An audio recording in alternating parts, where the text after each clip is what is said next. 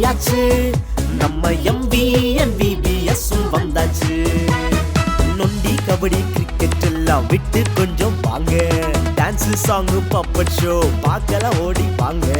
நொண்டி கபடி கிரிக்கெட் எல்லாம் விட்டு கொஞ்சம் வாங்க. டான்ஸ் சாங் பப்பட் ஷோ பார்க்கலாம் ஓடி வாங்க. புதிய ஃப்ரெண்டு கிடைப்பாங்க ஓடி வாங்க.